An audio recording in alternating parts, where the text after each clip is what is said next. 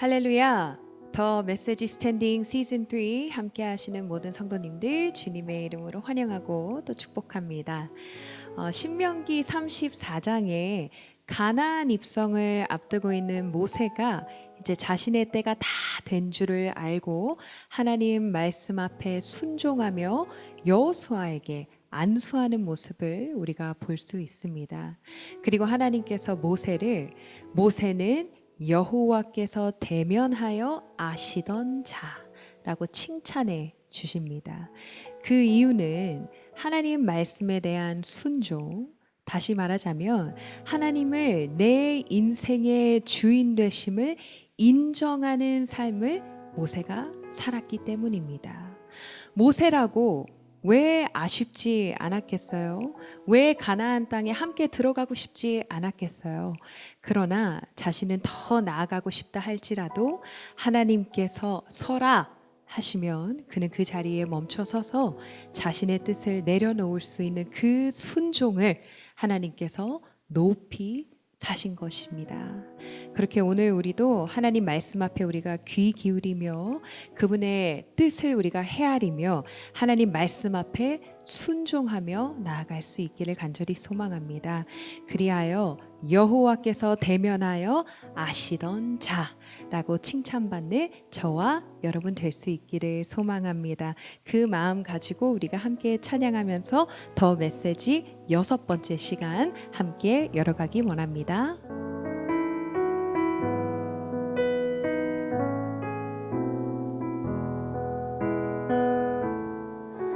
주님 내 길을 잘 아시고 내 걸음 아시네. 어둠에서 빛을 내시는 그분을 믿네. 무엇으로 주를 섬길지 어디로 가야 할지 헤매이는 나를 아시고 길을 여시네. 내 삶은 주의 것, 내 삶은 주의 것, 온전한 신뢰를 주께 드리네. 보이지 않아도 믿음으로 걷네. 주 영광 바라보며 주만 따르네. 주님 내 길을 잘 아시고 내 걸음 아시네. 어둠에서 빛을 내시는 그분을 믿네. 무엇으로 주를 섬길지 어디로 가야 할지 헤매이는 나를 아시고 길을 여시네. 내 삶은 주의 것, 내 삶은 주의 것, 온전한 신뢰를 주께 드리네. 보이지 않아도 믿음으로 걷네. 주 영광 바라보며 주만 따르네. 내 삶은 주의 것, 내 삶은 주의 것, 내 삶은 주의 것, 온전한 신뢰를 주께 드리네. 보이지 않아도 믿음으로 걷네. 주 영광 바라보며 주만 따르네. 내 삶은 주님의 것입니다. 내 삶은 주의 것, 내 삶은 주의 것, 온전한 신뢰를 아멘 주께 드리네. 보이지 않아도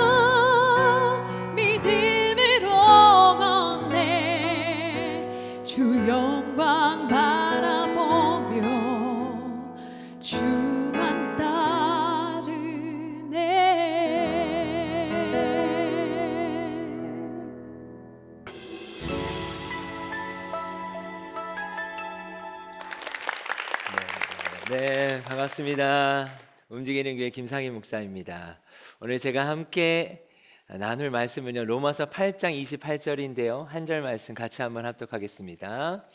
우리가 알거니와 하나님을 사랑하는 자, 곧 그의 뜻대로 부르심을 입은 자들에게는 모든 것이 합력하여 선을 이루느니라. 아멘. 오늘 함께 나눌 메시지의 제목이요, 순종은 하나님의 선하심을 드러내는 예배이다. 좀 어렵죠? 이 순종이 하나님의 선하심을 드러낼 거라는 거예요. 그리고 그것은 곧 우리의 예배가 될 거라는 거죠. 여러분, 우리가 순종을 할 때 좀 기대하는 게 있지 않나요?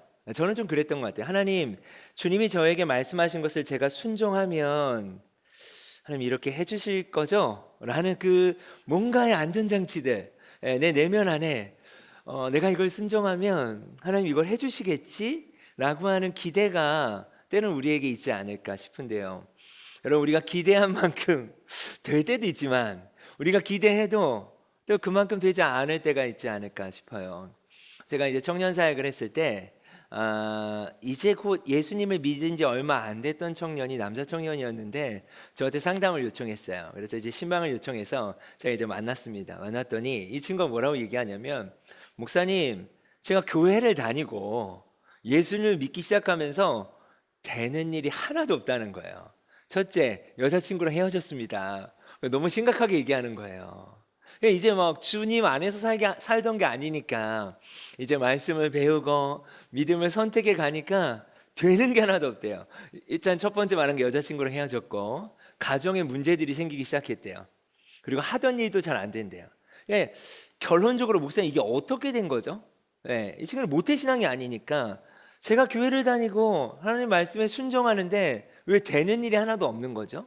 이 친구가 생각했던 건 뭐냐면, 하나님 뜻대로 순종하면 내 인생이 잘 풀리겠지? 그럴 수 있지 않겠습니까? 그런데 그대로 되지 않은 거예요. 그래서 제가 예상하지 못한 그 질문을 들은 거죠. 그것을 이렇게 바로 앞에서 막 이렇게 흥분해서 저한테 얘기를 하는 거예요. 그래서 제가 기도하면서 지혜를 구했어요. 하나님, 이거 뭐라고 얘기해야 되죠? 그리고 한참 제가 고민을 하다가, 들으면서 고민하다가 그냥 솔직하게 얘기했어요. 왜 그런 일이 일어나느냐고? 나도 모르지. 사실 이게 제가 알 수가 없잖아요. 근데 괜히 제가 이래서 이런 거야 라고 말하고 싶지 않았어요. 그건 사실도 아니고 위로가 되지 않을 거라고 생각했어요. 목사님은 왜 그런 일이 일어나는지 사실 알 수 없어. 그랬더니 이 친구가 반응이 너무 싸늘해요. 뭐예요, 목사님? 목사님이시잖아요. 그러면 알아야죠. 왜냐면 자기는 너무 심각한 거예요. 근데 제가 그건 내가 알 수 없어. 그런데 목사님이 아는 게 있어. 내가 정확히 아는 게 있어. 그게 뭐냐요? 예수님이 너를 너무 사랑하신다는 거야. 이 아이가 이게 대답이 될까요? 대답이 안 되는 거예요. 근데 제가 말할 수 있는 건 뭐였냐면, 너를 예수님이 너무 사랑하셔. 왜 너의 삶에 너가 순종을 했는데 너가 생각한 대로 되지 않았고 기대한 대로 그 일들이 일어나고 있지 않지만, 그게 왜 일어나는지는 알 수 없지만 우리가 아는 게 있어. 그거는 예수님이 너를 사랑하신다는 거야. 그리고 제가 이 말씀이 생각났어요. 로마서 8장 28절 말씀을 같이 펴서 읽었어요. 제가 이 말씀을 본 이유가 이 앞에 이렇게 나와 있어요. 우리는 알거니와. 여러분, 우리는 모르는 게 너무 많습니다. 우리 인생에서 일어나는 수많은 일들 가운데 우리가 알 수 있는 일도 있지만요, 우리가 모르는 것도 너무 많아요. 근데 로마서 8장 28절의 시작은요, 우리가 알거니와 라고 돼 있어요. 그래서 이 친구에게 이 앞에 앉혀놓고 얘기했어요. 야, 너희 인생에 왜 이런 일이 일어나는지 나는 몰라. 근데 우리가 안돼. 뭘 아는지 이제 내가 설명을 할게. 이 말씀에 보면 우리는 알거니와 하나님을 사랑하는 자. 여러분, 하나님 사랑하십니까? 그 뜻대로 부르심을 입은 자들에게 하나님이 약속하시는 게 있어. 그래서 제가 도전했죠. 너 하나님을 사랑하는 게 뭔지 이제 경험해야 돼. 그리고 너의 인생 가운데 하나님이 어떤 부르심이 있는지를 경험해야 돼. 그러면 이 말씀이 너의 인생 가운데 이루어질 거야. 우리는 알거니와 하나님을 사랑하는 자, 곧 그의 뜻대로 부르심을 입은 자들에게는 모든 것이, 여러분, 모든 것 안에 제가 이렇게 설명했어요. 지금 너의 인생에 예수님을 믿고 순종하면서 일어나는 일, 이해가 안 되는 일들이 앞으로도 많이 있을 거야. 그리고 너가 순종할 때 하나님 허락하시는 기쁨도 있겠죠. 그러니까 우리가 알 수 있는 일이 있고 알 수 없는 일도 있어요. 그게 모든 거예요. 여러분 그렇지 않을까요? 우리가 신앙생활하면서 여러분이 하나님 안에서 이해가 되는 일이 있죠. 근데 때로는 왜 나에게 이런 고통이 찾아왔을까? 내가 하나님을 신실하게 섬기는데, 하나님을 기뻐하고 예배하는데 왜 나의 인생에 이런 일들이 자꾸 반복되지? 예, 우리가 알 수 있는 것고 알 수 없는 것도 있지 않겠습니까? 근데 이 모든 것이라는 단어 안에는 우리가 아는 것과 우리가 알 수 없는 모든 것이 들어가는 거예요. 그러면 여기까지의 말씀을 우리가 해석하면 우리는 알거니와 하나님을 사랑하는 자, 곧 그의 뜻대로 부르심을 입은 자들에게는 모든 것이, 우리가 아는 것과 모르는 것, 그 모든 것이 합력한다. 그러니까 우리가 아는 건 뭘까요? 모든 것 안에 들어있는 걸 다 알 수는 없어요. 그러나 이 모든 것을 뭐 하시는 분이 있다? 합력하시는 분이 있다라는 걸 아는 거예요. 때로는 우리가 순종할 때 그 순종의 결과가 내가 원하는 결과가 아닐 수 있어요. 오히려 더 어려움이 우리 가운데 올 수 있어요. 그 부분에서 우리는 알 수 없어요. 우리가 하나님이 아니기 때문이에요. 그러나 우리가 아는 것은 뭐냐? 이 모든 것을 합력하시는 분이 있다라는 걸 우리가 아는 거예요. 여러분 믿음이라고 하는 건요, 크게 두 가지의 측면이 있습니다. 아주 단순한데요, 믿음은 아는 것은 확 붙잡아야 돼요. 모르는 것은 어떻게 해야 될까요? 모르는 것으로 둬야 돼요. 우리는 자칫 모르는 것을 아는 것처럼 가지고 오려고 할 때가 있어요. 우리가 모든 것 안에 우리가 모르는 거 너무나 많아요. 그러나 우리가 아는 건 뭘까요? 이것을 합력하시는 분이 있다라는 거예요. 근데 그분은 어떤 분인가? 선하신 분이라는 거예요. 네. 우리는 알거니와 하나님을 사랑하는 자, 꼭 그의 뜻대로 부르심을 입은 자들에게는 모든 것이 합력하여 선을 이루리라. 여기서 선이라는 단어가요, 아가도스라는 단어를 썼는데, 이 아가도스라는 단어의 뜻은 무엇인가? 하나님 측면에서 가장 좋은 거예요. 그러니까 순종을 요구하고 계신 하나님 측면에서 가장 좋은 것들로 하나님은 합력하고 계신다라는 거예요.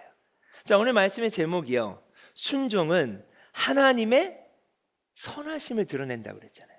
자, 그러려면 무엇이 필요한가? 제가 이 친구에게 이렇게 도전했어요. 그럼 목사님, 이 말씀을 제가 경험하려면 합력하시는 분이 있고 그분이 선하심을 제가 경험하려면 어떻게 해야 될까요? 라는 질문이 저에게 왔어요. 그때 제가 이렇게 얘기했어요. 점과 선과 면이라는 제가 설명을 해줬어요. 그럼 우리가 하루하루 순종을 선택해 가는 것을 점이라고 제가 한번 해볼게요. 여러분, 우리 오늘도, 우리 이 시간에도 또 우리가 하나님을 선택해서 이 자리에 있는 거 아닐까요? 수많은 순종의 선택들이 오늘 하루에도 있습니다. 근데 이 선택들이 계속되면 이 선택들은요, 선이 돼요. 선이 계속되면 뭐가 될까요?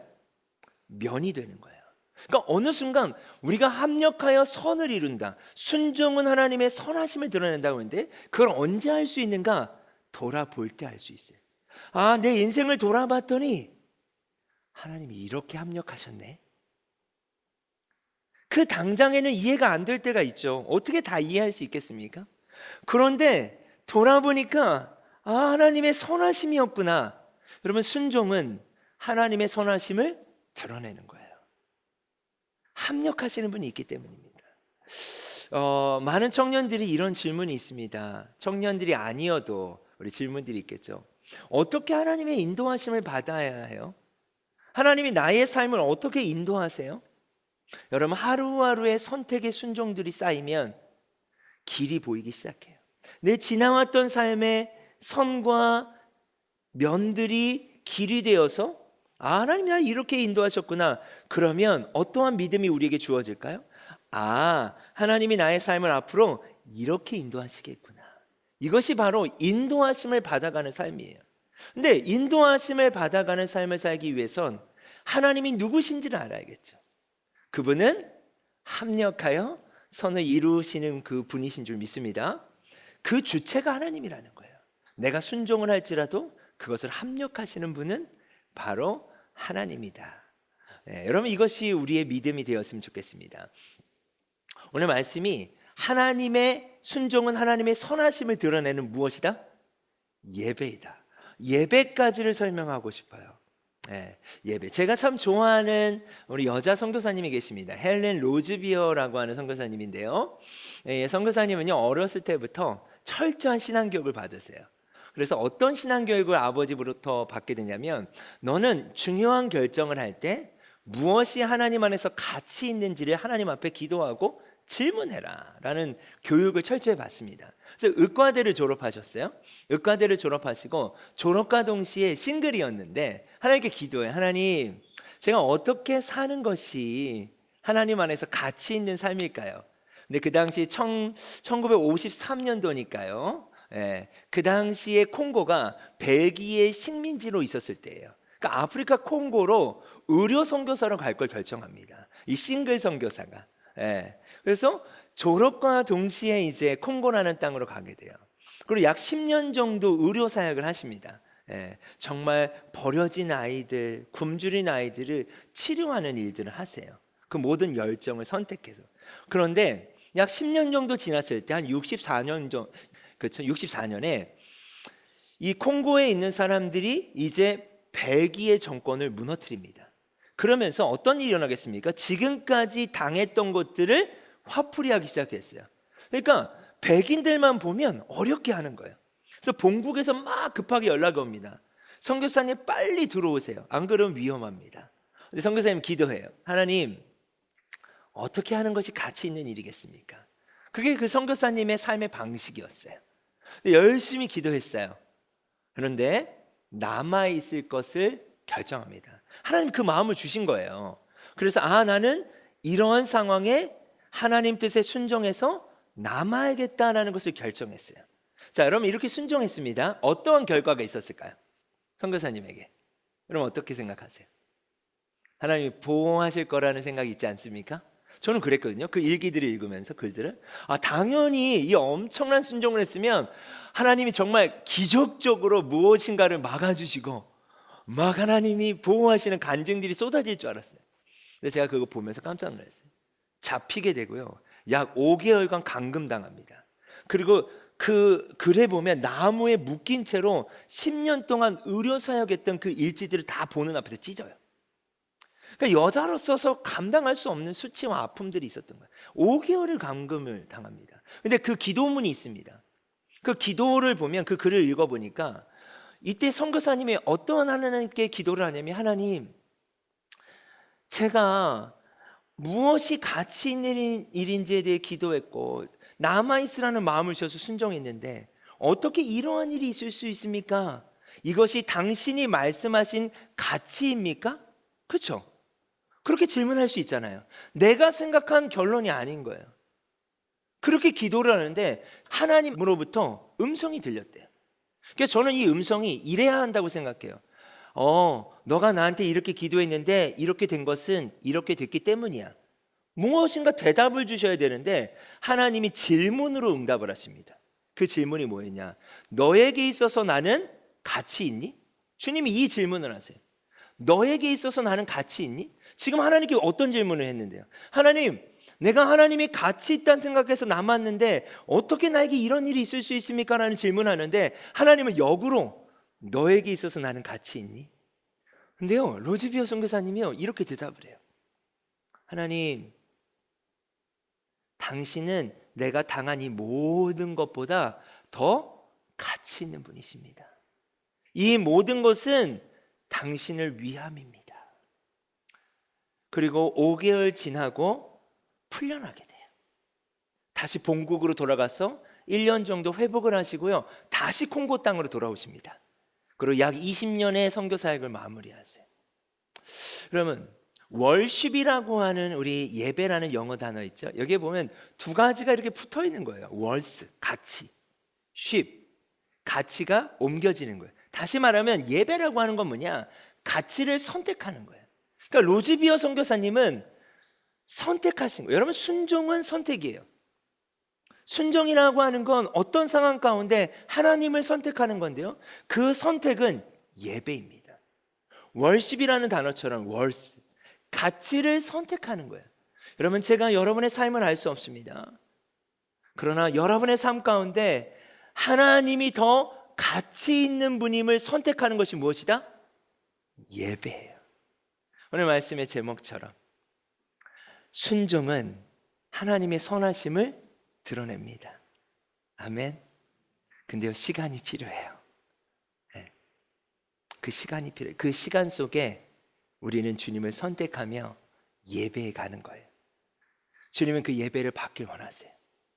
그리고 궁극적으로 합력하여 선을 이루시는 하나님이 드러나기 시작할 때 그 이후에 우리의 예배는 달라질 거예요. 내가 어떤 상황에 있을지라도, 비천에 처할지라도, 아니 풍부에 처할지라도, 아니 가난할지라도 하나님이 선하심을 고백하는 그 하나님을 나의 최고의 가치로 올려드리는 그 순종의 예배, 진정한 기쁨의 예배, 그 예배가 저와 우리의 삶 가운데 계속되어지기를 간절히 축원합니다. 아멘.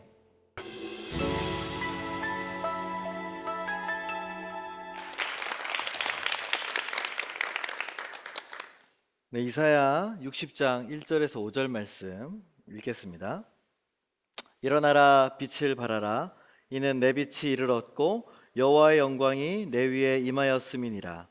보라, 어둠이 땅을 덮을 것이며 캄캄함이 만민을 가리려니와 오직 여호와께서 내 위에 임하실 것이며 그의 영광이 내 위에 나타나리니 나라들은 내 빛으로, 왕들은 비치는 내 광명으로 나아오리라.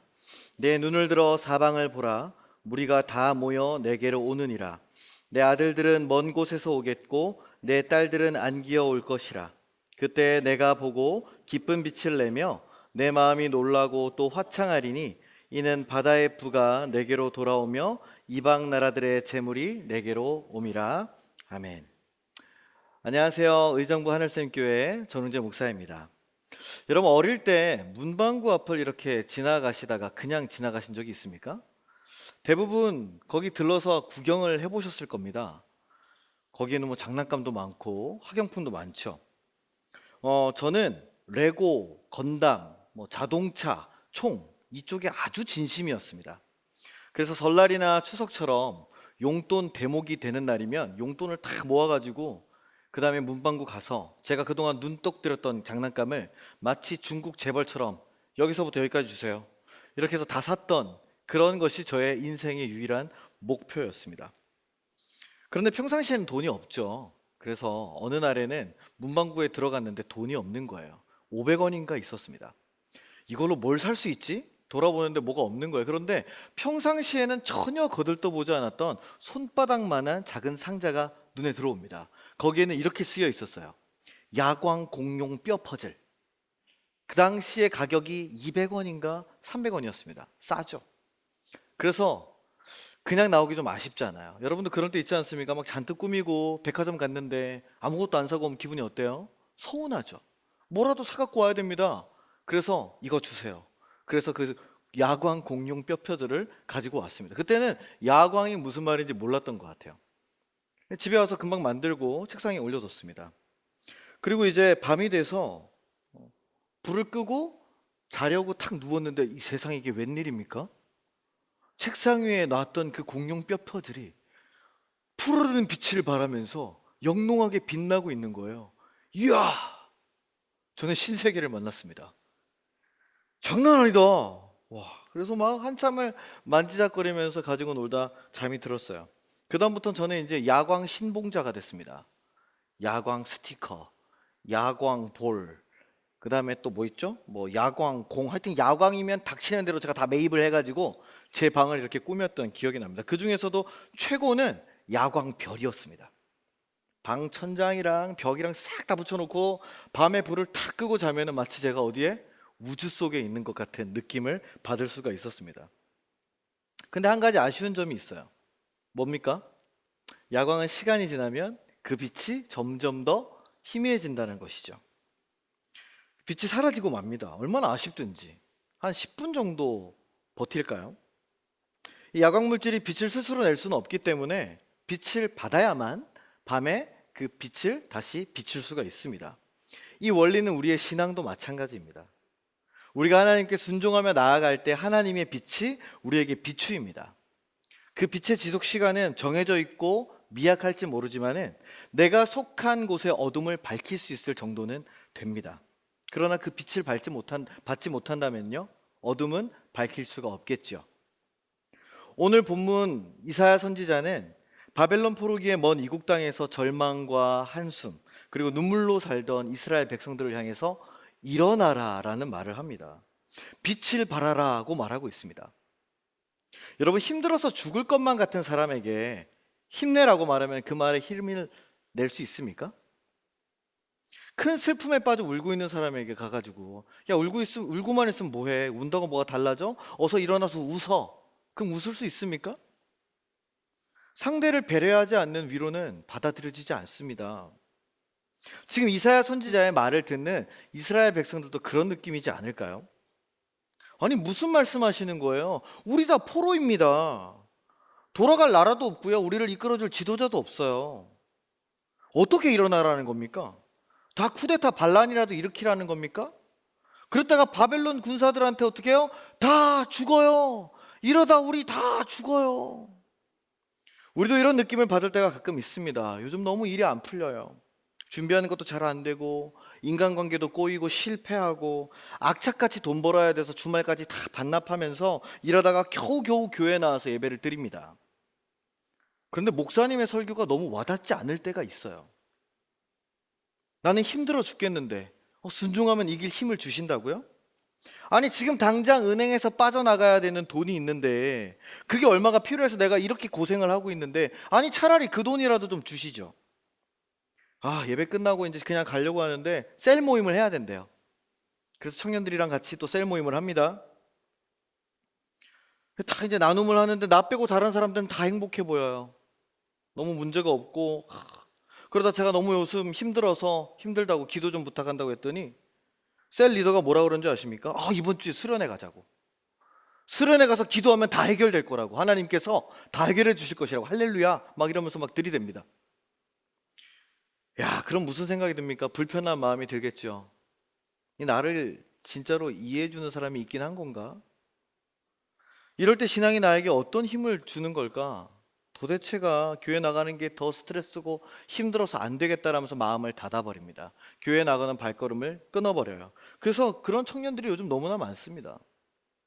왜 이런 불편한 마음이 생길까요? 내가 일어날 힘이 없기 때문입니다. 도저히 뭔가를 새롭게 할 수 있는 마음이 들지를 않고요, 완전히 번아웃이 와서 자꾸만 내가 뭔가를 해야 할 것 같은 그런 압박감을 느끼기 때문입니다. 그래서 이때는 동굴로 들어가 버립니다. 누구를 만나지도 않고요, 하나님을 찾지도 않고 그저 어둠 속에 나를 숨겨버립니다. 그게 편하거든요. 제가 하늘샘교회 오기 전에 분당 만나교회에서 7년 동안 사역을 했습니다. 이제 사역을 마치고 이제 어디로 가야 할까 고민하면서 기도하는 때가 왔어요.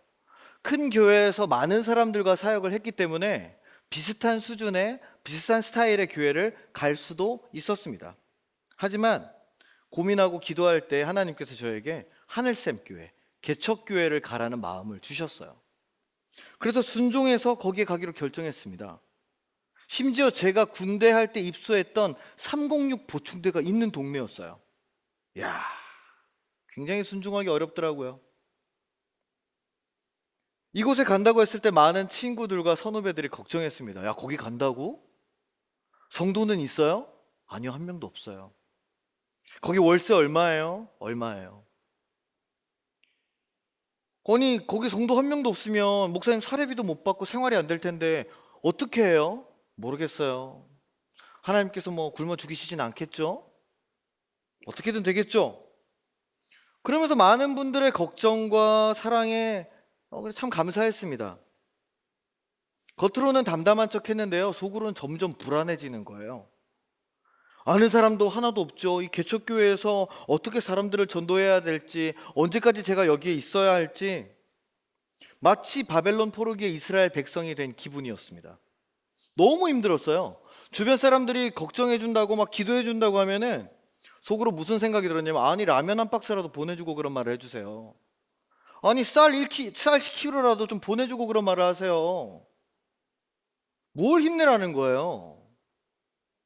후원금도 한번 못 보내주면서 무슨 나를 위해서 기도해 주겠다는 겁니까? 아주 그런 불편한 마음이 들었습니다. 만나교회에서처럼 막 바쁘고 화려한 사역은 없지만은 시간이 많이 남아 돌아서 무료해지고 게을러집니다. 그러니까 여기서 내가 지금 뭘 하고 있나? 어떻게 해야 하나? 내 가족을 어떻게 먹여 살려야 되나? 끝없는 자신과의 싸움과 가장으로서 목사로서의 그런 책임감과 부담감이 저를 짓눌렀습니다. 어떤 위로도 기도도 도움이 되지 않더라고요. 아무도 오지 않는 개척교회니까 새벽 기도를 누가 하겠습니까? 저 혼자 하겠죠? 그날 본문이 이사야 60장이었습니다. 일어나라 빛을 발하라. 말씀을 보고 기도하는데 헛웃음이 나오는 거예요. 아니 하나님, 제가 여기 하늘샘에 오겠다고 순종하지 않았습니까? 기꺼이 개척교회 아무도 없는 곳에 제가 가겠다고 순종하지 않았습니까? 제가 다른 곳에 얼마든지 갈 수 있었지 않습니까? 그런데 하나님, 이게 뭡니까? 제가 전도를 해도 사람들은 작은 교회를 거들떠도 보지 않습니다. 아무도 찾아오지 않아요. 개미 새끼 한 마리 오지 않습니다. 그럼 저와 제 가족들은 어떻게 살아야 합니까? 이런 상황에서 일어나라니요, 빛을 발하라니요, 제가 뭘 할 수 있습니까? 뭘 더 어떻게 해야 됩니까? 그렇게 십자가 아래에서 한참을 기도했습니다. 아니, 기도했다기보다는 거의 뭐 찡찡거리고 투정하고 원망했겠죠. 막 씩씩거리기도 하고 울기도 하고 한숨도 짓고 막 미친 사람처럼 웃기도 하고요. 네. 그리고 돌아오는데 계속 이 말씀이 머리에 남는 거예요. 일어나라고. 난 자꾸만 주저앉아 있고 싶은데, 빛을 발하라고? 난 어둠 속에 숨고 싶은데. 그러다 갑자기 성령께서 마음을 주셔서 성경책을 펴고 주석을 펴고 공부하기 시작합니다. 일어나라는 히브리어 말은 쿰입니다. 쿰. 단순히 일어서다 뭐 이런 말이 아니에요. 여기에는 일으켜 세우다라는 뜻이 숨어 있습니다. 내가 힘이 없고 주저앉아 있을 때, 도저히 내 힘으로 일어날 수 없을 때는 어떻게 해야 돼요? 누가 이렇게 세워야 됩니다. 그래야 일어날 수 있어요. 그럼 어린아이가 아장아장 걷다가 풀썩 쓰러집니다. 그럼 여러분은 어떻게 하시겠어요? 팔짱 딱 끼고 앉아가지고 그 울고 있는 아이를 째려보면서, 제이미 일어날 수 있어요? 울지 않아요. 제이미 돌멩이 던지지 않아요? Don't do that? 그러실 거예요? 아니죠. 그 아이를 우리가 가서 놀래서 달려가가지고 안아주고 일으켜주고 달래줍니다. 우리가 하나님께 순종하며 가기로 결심하고 그 길을 갔다가도 넘어질 때가 있어요. 그럼 하나님께서 팔짱 딱 끼고 우리한테 그러십니까? 일어나, 나 너 그렇게 약하게 키우지 않았다. 지금 사탄 마귀들이 얼마나 강한데 이 따위 정신으로 이겨낼 수 없어, 일어나, 하나님이 그러십니까? 아닙니다. 만약에 그러시면은 전 그냥 안 걷고 말겠습니다. 그러나 하나님은 그렇지 않으신다는 거예요. 오늘 일어나라는 말씀은 내가 널 일으켜 세우겠다라는 그 말씀입니다. 내가 넘어지고 굴을지라도 내가 너를 일으키겠다. 내 힘으로 일어나는 것이 아니라 하나님이 주시는 그 힘으로 일어나게 될 것이라고 말입니다. 두 번째로 빛을 발하라고 말씀하십니다. 단순히 스스로 빛을 내라는 말이 아니에요. 요즘 유행하는 노래 중에 가사가 참 좋은 노래가 있습니다. 그렇죠? 얼마 전에 발매한 그 황가람 씨의 노래입니다. 반딧불, 나는 반딧불이라는 노래죠. 거기 보면 이런 가사가 나옵니다. 나는 내가 빛나는 별인 줄 알았어요. 한 번도 의심한 적 없었죠. 몰랐어요. 난 내가 벌레라는 것을. 그래도 괜찮아. 난 눈부시니까. 내가 빛나는 별인 줄 알았는데 아니었다는 겁니다. 내가 반딧불이었다는 거예요. 그런데 여기서 어떤 고백이 나옵니까? 아, 망했어. 나 벌레야? 인생 조졌네? 이러지 않습니다. 아, 그래도 괜찮아. 난 눈부시니까. 엄청난 자기 성찰의 고백이 나옵니다.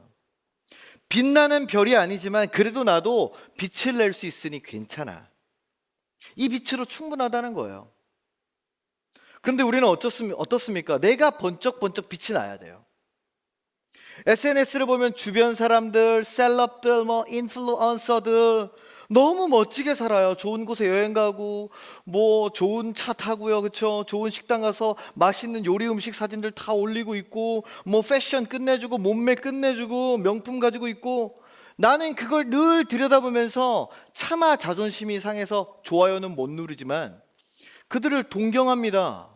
야, 나도 저렇게 살고 싶다. 나도 저렇게 번쩍번쩍 빛나면 사람들이 날 좋아해 주겠지. 많은 사람들이 날 따르겠지. 그러니까 내가 더 좋은 직장 들어가야지. 그러니까 돈을 더 많이 벌어야지. 더 좋은 옷 입어야지. 내 자신이 스스로 빛나기 위해서 얼마나 치열하게 아등바등 사는지 모릅니다. 그러나 하나님이 말씀하시는 빛은 무엇입니까? 그런 빛이 아니에요.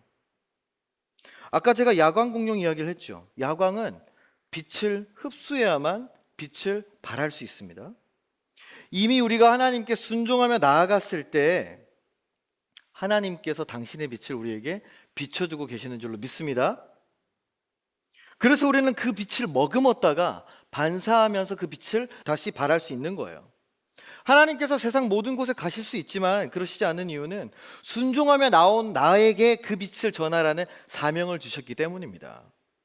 내가 발견한 어두운 곳에 가서 그 빛을 밝히라고요. 그런데 지금 내 삶이 너무 힘들고 어두우니까 하나님이 나를 일으키실 거라는 기대도 없고 내가 빛을 발할 수 있을 거라고는 더더욱 생각하지 않습니다. 하나님보다 세상 속에서 더 많이 살아가기 때문에 세상이 더 적극적으로 원하는 것들, 세상이 주목하는 빛을 가지기 위해서 더 노력해요. 그러니까 자연스럽게 하나님과는 멀어지죠.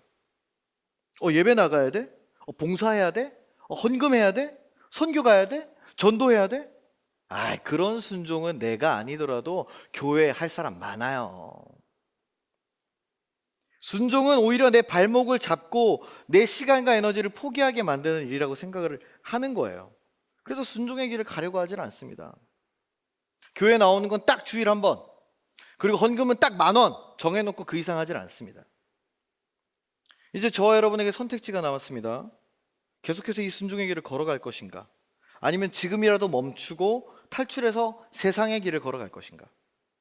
여러분 주변을 한번 떠올려 보세요. 어렸을 때부터 나와 같이 신앙생활했던 사람들 어디 있습니까? 다 남아 있습니까? 아닐 겁니다. 다 떠나가요. 남아있는 게 얼마나 어렵습니까? 그러니까 주변에 하나님께 순종하는 사람들이 적으니 우리는 자꾸 위축되죠. 자꾸 내가 그리스도인이라는 것을 드러내지 않고 숨으려고만 합니다. 내 빛이 자꾸 연약해서 부끄러워합니다. 그러나 하나님께서 뭐라고 하십니까? 내 빛이 내 위에 임하였고 여호와의 영광이 내 위에 임하였다고 말씀하십니다. 바벨론의 포로로 아무것도 기대할 수 없고 정말 비참한 생활을 하는 그 백성들에게 여호와의 영광이 임했다는 거예요. 그 영광을 보고 나라들과 왕들이 모두 너의 빛으로 나아올 것이라고 말씀하십니다. 저도 그랬습니다. 아무도 오지 않는 하늘샘 교회에 초등학생, 중학생들이 찾아오는 거예요. 하루에 컵라면 한 박스를 다 먹어치우고요. 게임하고 놀기만 하는 아이들이었습니다. 그러나 그 아이들을 결코 포기하지 않고 14년의 시간을 같이 걸었습니다. 저는 제가 이 자리에 설 줄 전혀 몰랐습니다. 제가 청소년 목회 전문가로 불리면서 집회에 제가 강사로 초청받을 줄 전혀 몰랐습니다. 그건 제가 스스로 빛을 낸 게 아니에요.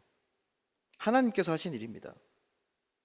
내가 빛나는 별이 아니라 반딧불이라는 것을 알게 될 때 거기에서 내가 벌레라는 것에 충격받고 생각이 멈추면은요, 그 빛은 끝이 납니다. 우리는 모두 반딧불이 같이 작고 연약한 존재이지만 하나님의 빛을 받으면 세상을 밝힐 수 있는 존재들입니다. 세상이 주목하는 휘황찬란한 그런 불빛이 되기보다는 여러분 어두운 밤길을 운전할 때 우리가 길을 잃지 않도록 반사해주는 그 도로의 반사경처럼, 어두운 밤바다를 비춰주는 등대의 그 한 줄기 빛처럼 그런 불빛이 되기를 소망합시다. 순종한다고 나의 빛이 사라지는 게 아니에요. 오히려 하나님께서는 나의 빛을, 나의 순종을 보고 나의 삶이 다른 사람들과 구별된 빛을 비추게 하십니다. 그리고 그 빛은 결국 나의 주변의 사람들을 나에게 나오게 할 것이에요. 하나님께로 인도해 줄 것입니다. 주님은 나의 최고봉이라는 책을 쓰신 오스왈드 챔버스 목사님은 이렇게 말했습니다. 순종은 하나님의 음성을 듣고 반응하는 데서 시작된다. 그것이 신앙의 핵심이다. 그렇습니다. 이제 우리는 선택해야 합니다. 나는 어떤 빛에 반응할 것인가? 세상이 원하는 빛을 쫓을 것인가? 아니면 하나님께 순종하여 참된 빛을 발할 것인가? 이미 우리 안에 순종이 시작되었고 이제 일어나 그 빛을 비춰야 할 때입니다. 순종은 부담이 아닙니다. 순종은 올무가 아닙니다. 순종은 신앙의 핵심입니다. 여러분 언제까지 패션 신앙, 언제까지 패션 그리스도인으로 사실 거예요? 언제까지 일요일에만 순종하시겠습니까? 더 이상 주저하지 말고 믿음과 기쁨으로 순종의 길을 걸어가시길 바랍니다. 이번 한 주 동안 주변의 어려운 이웃들을 위해서 작은 봉사를 실천해 보시면 어떨까요? 하나님의 말씀을 듣기 위해서 더욱 예배에 진심으로 나아가고 집중하고 찬양과 기도의 시간을 조금 더 늘려보면 어떨까요? 빛 대신 주님의 말씀에 가까이 나갈수록 저와 여러분들의 삶이 빛나고 그 빛으로 세상을 환하게 비추시기를 주님의 이름으로 간절히 기도합니다.